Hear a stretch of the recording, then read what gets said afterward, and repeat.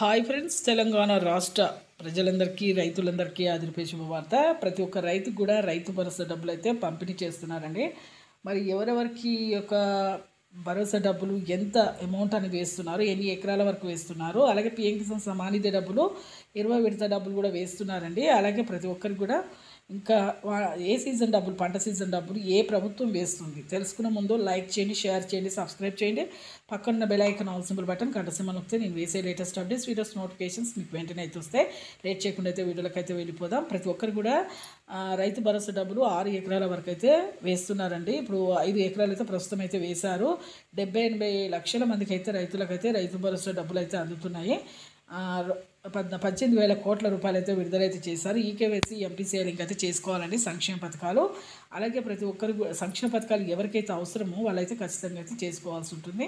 అలాగే పిఎం కిసాన్ సమాన్ నిధి 20 విడత డబ్బులు కూడా 3 విడతలకు 6,000, ఇప్పుడు తొలి విడత 2,000.